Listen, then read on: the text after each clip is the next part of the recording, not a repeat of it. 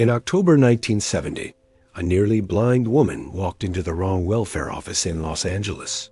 She held the hand of what looked like a 6-year-old girl. The girl moved strangely, stooped, shuffling, holding her hands up like a rabbit. But this wasn't a 6-year-old. She was 13. For 11 years, she'd been strapped to a potty chair in a dark bedroom, beaten if she made a sound, fed only baby food, never spoken to, never touched with kindness. Her father had decided she was mentally disabled and didn't deserve to be human. When social workers realized what they were looking at, it became one of the worst child abuse cases in American history. But for scientists, she became something else. An opportunity, a living experiment. The chance to answer a question that had haunted linguists for decades. Is there a deadline for learning language? And if you miss it, can you ever really become human? Her name was Genie, and her story doesn't have a happy ending. Before we dive into this, if you're new here, welcome to The Sleeping Psychologist, where we uncover the psychology experiments, scandals, and mysteries you definitely slept through in class. Genie's case is one of the most heartbreaking and controversial stories in the history of psychology and linguistics. Hit subscribe and turn on notifications so you don't miss the next one. And drop a comment. Do you think the researchers helped Genie or exploited her? Let's get into it. Chapter 1. The House of Silence. Temple City, California. 1970. A quiet suburban street called Golden West Avenue. White picket fences, trimmed lawns. A kind of neighborhood where nothing bad is supposed to happen. But inside one house, something unspeakable was taking place. Clark Wiley was 70 years old. He'd grown up in foster homes in the Pacific Northwest and worked as a machinist during World War II. In his 50s, he married Irene Oglesby, a woman 20 years younger, a Dust Bowl migrant trying to escape poverty. Clark didn't want children. He hated noise. He hated chaos. But children came anyway. The first baby, a girl, died after Clark left her in a cold garage. The second died from birth complications. Their third child, a boy named John, survived, but barely. Clark beat him regularly, screamed at him, terrorized him. Then, 5 years later, Irene gave birth to another girl, the baby who would later be known as Genie. When Genie was 20 months old, everything changed. Clark's mother was killed by a drunk driver in 1958. Something inside him snapped. He spiraled into paranoia and rage. And he decided Genie was mentally disabled. Maybe because she was a little slower to develop. Maybe because he wanted an excuse. We'll never know. What we do know is this. Clark locked Genie in a small bedroom. Alone. He strapped her to a potty chair during the day, sometimes for hours and hours. At night, he tied her into a homemade straitjacket and locked her in a wire mesh-covered crib. If she made any noise, he beat her. He growled at her like a dog. He barked. He scratched at the door to terrify her. He never spoke words to her. He trained her, like an animal, to be silent. Genie's brother John lived in the house too, but he was forbidden from speaking to her. Irene, nearly blind from cataracts and paralyzed by fear, brought Genie food but almost never interacted with her. The house operated in complete silence. For 11 years, this was Genie's entire world. A chair, a crib, a barred window, no toys, no books, no television, no human touch, no language, no love. Think about that. 11 years. From age 2 to age 13. The years when your brain is supposed to explode with learning. When you figure out how to talk, read, make friends, understand jokes, express yourself. Genie spent those years tied to a chair, staring at a wall. By the time Genie was 13, Irene had had enough. Or maybe she just got lucky. On a day in October 1970, she finally gathered the courage to leave Clark. She took Genie and walked to a welfare office to seek services for the blind. but she walked into the wrong room, and that mistake changed everything. Chapter 2. The Scientific Gold Mine. The social workers who saw Genie that day couldn't believe what they were looking at. She weighed 59 pounds. She had 2 sets of teeth, a rare dental condition called supernumerase. She couldn't chew solid food.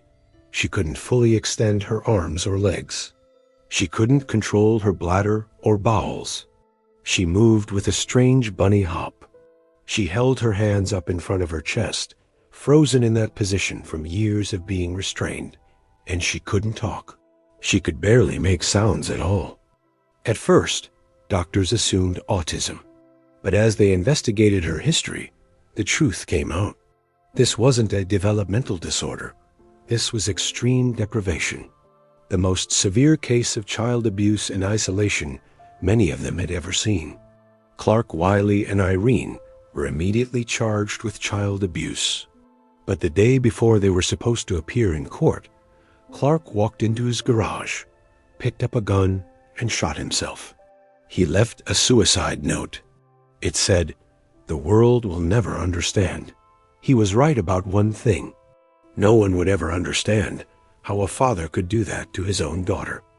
But while the world recoiled in horror, a very different group of people saw something else when they looked at Genie. They saw an opportunity. In 1967, a linguist named Eric Lenberg had published a book called Biological Foundations of Language. In it, he proposed the critical period hypothesis. The idea was simple but profound. There's a window of time in early childhood, roughly from birth to puberty, when the human brain is wired to absorb language. If you don't learn language during that window, the window closes. You might pick up some words, some basic communication, but true fluency, grammar, the deep structure of language, those would be locked away forever. The theory had never been tested. Not really. You can't ethically deprive a child of language just to see what happens. That would be monstrous. But now, here was Genie. She'd been deprived of language for 13 years. Through no fault of science, through pure tragedy, she represented a natural experiment. If Genie could learn language now, after puberty, it would disprove the critical period hypothesis. If she couldn't, it would confirm it. Linguists, psychologists, neurologists, they all wanted access. Genie became a ward of the state and was moved to Children's Hospital Los Angeles. Teams of researchers descended. They took brain scans. They recorded her every sound. They ran tests. So many tests. At the center of it all was a team led by linguist Susan Curtis, a graduate student at UCLA at the time. She would spend years studying Genie, and eventually she'd write her entire PhD dissertation about her. Genie wasn't just a patient. She was a research subject, a living, breathing experiment. The question was, could they help her? Or were they just using her? Chapter 3. Learning to be human at first. The progress was astonishing. When Genie arrived at the hospital, she could only say a handful of words. Blue, orange, mother, go. That was it. She didn't understand grammar. She didn't know how to ask questions. She communicated mostly through gestures and grunts. But Genie wasn't intellectually disabled. In fact, she was smart, really smart. She scored well on nonverbal intelligence tests. She could solve puzzles. She could organize pictures to tell a story. She built complex structures out of sticks. Her brain was working. It was just working in a language no one else spoke. Over the months, Genie started to change. She learned to chew solid food. She learned to walk without that bunny hop. She started wearing clothes without needing help. She discovered music and seemed enchanted by it. She collected plastic buckets obsessively, lining them up in rows, and she learned words. Lots of words. Her vocabulary exploded. Within a year, she knew hundreds of words. She could label objects, describe emotions, express wants. Susan Curtis would later say, "Language and thought are distinct from each other. For many of us, our thoughts are verbally encoded. For Genie, her thoughts were virtually never verbally encoded, but there are many ways to think. She was smart. The lights were on. Genie even started drawing. Her sketches were detailed, expressive, full of emotion. When she couldn't find the words to explain something, she'd draw it. She was communicating. She was engaging with the world. The hospital staff fell in love with her. Cooks saved her favorite foods. Orderlies played games with her. Susan Curtis took her on shopping trips, mostly to buy more plastic buckets and long walks. Genie formed relationships. She smiled. She laughed sometimes. But there was a problem, a big one. Genie couldn't learn grammar. She could say, "Want milk?" and "big dog," and Susan happy. But she couldn't say, "I want some milk," or "the dog is very big," or "Susan seems happy today." She couldn't use past tense consistently. She couldn't form complex sentences. She couldn't ask why or how questions. Her language was like a toddler's, telegraphic, functional, but not fluent. It was exactly what the critical period hypothesis predicted. Genie had learned vocabulary, the lexicon, as linguists call it, because that seems to have no age limit. But grammar, syntax, the deep structure of language, that window had closed. She'd missed it. For the researchers, this was a breakthrough. Devastating for Genie, but scientifically, it was huge. Except Genie wasn't just data. She was a person. And what happened next would prove that the scientists cared a lot more about the data than the person. Chapter 4. The War Over a Girl. By 1972, the collaboration was falling apart. Zhang Butler, a teacher working on Genie's rehabilitation, started to clash with the research team. She thought they were treating Genie like a lab rat. Too many tests. Too much observation. Not enough care. Butler wanted custody of Genie. She wanted to raise her away from the scientists. She enlisted Irene, Genie's mother, in her campaign. Irene, who had been largely absent during the abuse, who had failed to protect her daughter, was now fighting for control. Each side accused the other of exploitation. The scientists said Butler was interfering with critical research. Butler said the scientists cared more about publishing papers than helping a traumatized child. Both were probably right. Then the funding dried up. The National Institute of Mental Health had been bankrolling the research, but by the mid-1970s, they pulled the grants. The project was expensive, controversial, and not producing the kind of clean, publishable results they'd hoped for.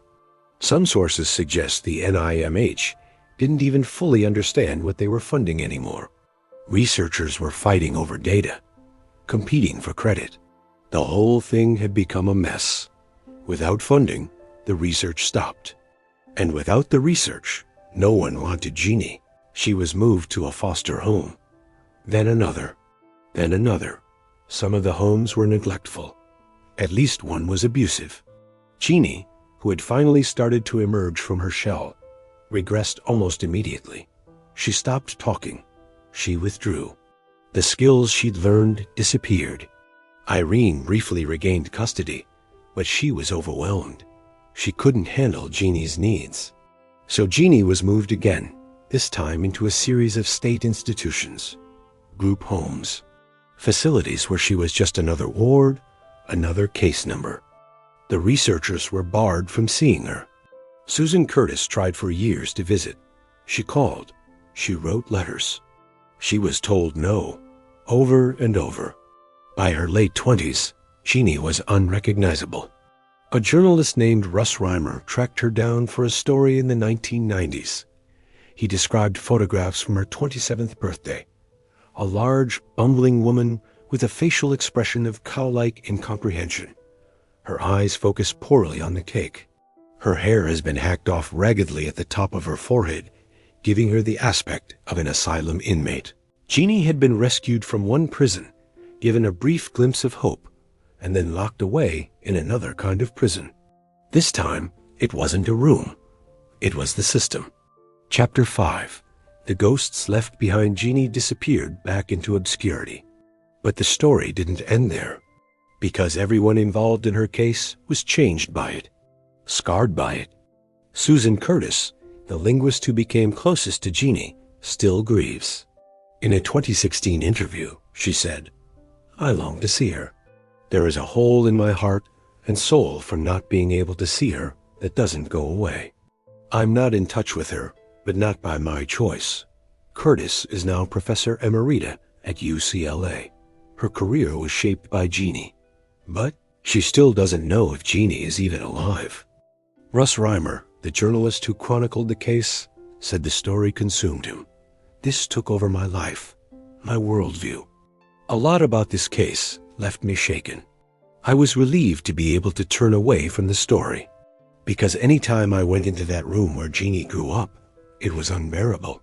Years later, Reimer wrote a novel set in France. The story is about a character trying to escape a small, dark room into a future that never works out. He said, "I'm still trying to resolve some of these issues."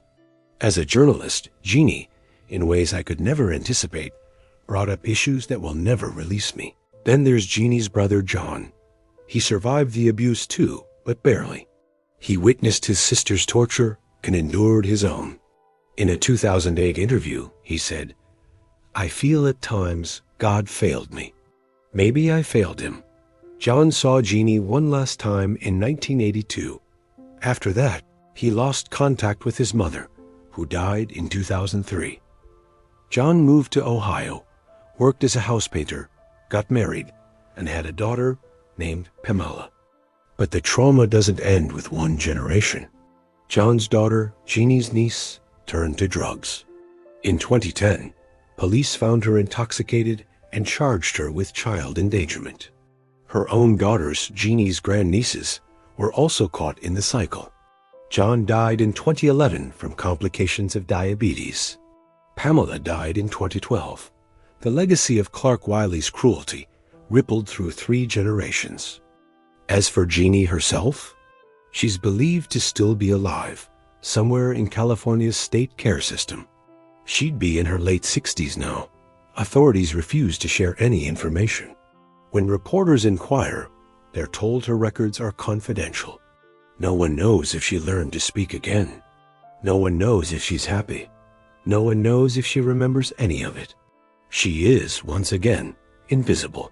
Chapter 6. The lesson we keep forgetting. So what does Genie's story teach us? Scientifically, she confirmed the critical period hypothesis. She proved that there is a window for language acquisition, and if you miss it, you can't get it back. That's a massive finding. It changed how we understand the brain, child development, and what makes us human. Genie showed that language isn't just learned. It's something the brain is programmed to absorb at a specific time. Miss that moment, and the program shuts down. But here's the darker truth. Genie also proved something else, that scientists are human, and humans can be selfish. The researchers who studied Genie genuinely believed they were helping her. Some of them, like Susan Curtis, clearly loved her, but they were also building careers, writing papers, fighting over grants, competing for credit. And when the funding dried up, when the data stopped being useful, Genie was discarded. This raises a question we're still grappling with in psychology, medicine, and science. When is research ethical? When does helping someone become using someone? There's a phrase in bioethics, do no harm. But what if the harm has already been done? And the question is whether we can learn from it? Genie didn't choose to be isolated. She didn't consent to being studied.